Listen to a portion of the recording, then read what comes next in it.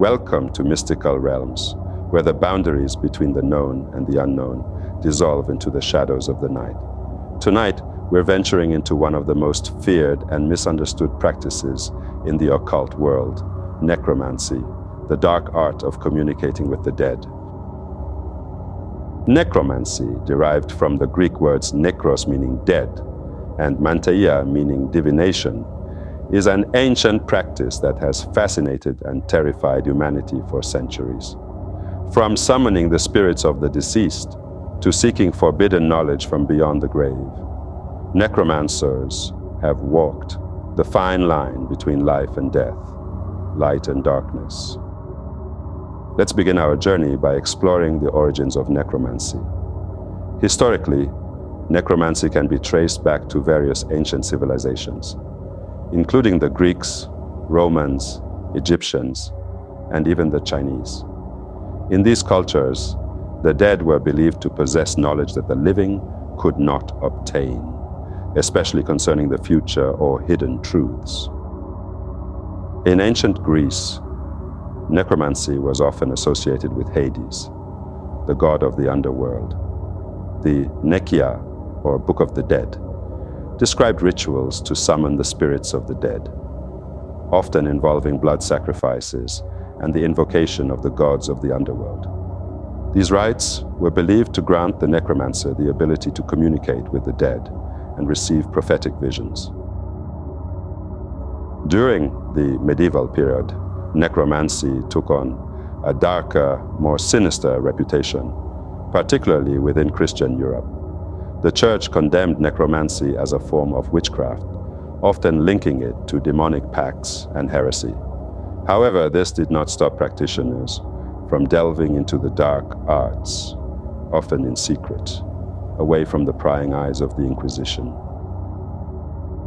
Grimoires, or books of magic, from this period often contained instructions for summoning and controlling the dead, as well as demons.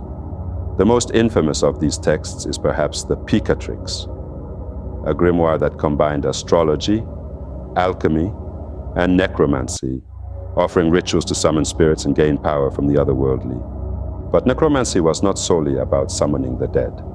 In many traditions, it also involved raising corpses, commanding them to do the necromancer's bidding. These reanimated bodies, or zombies, became a popular subject in folklore and later in horror fiction. Yet, historical accounts of necromancy are far more complex and nuanced than the tales we hear today. In modern times, necromancy has evolved into various forms of spirit communication, such as seances and the use of Ouija boards. Though these practices are often viewed as harmless or even entertaining, they are rooted in the same desire to bridge the gap between the living and the dead. So, what drives someone to practice necromancy? Is it the allure of forbidden knowledge, the power to control the dead? Or is it something deeper, a desire to connect with lost loved ones, to find closure or answers that the living cannot provide? While necromancy remains a dark and controversial practice, it continues to captivate the human imagination.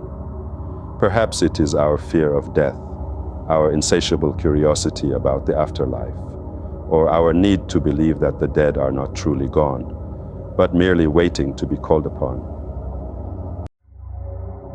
Thank you for joining me on this journey into the dark art of necromancy. Remember, the line between life and death is thin, and the mysteries of the unknown are always closer than they appear. If you enjoyed this exploration, don't forget to like, subscribe, and hit the notification bell so you never miss a step into the mystical realms.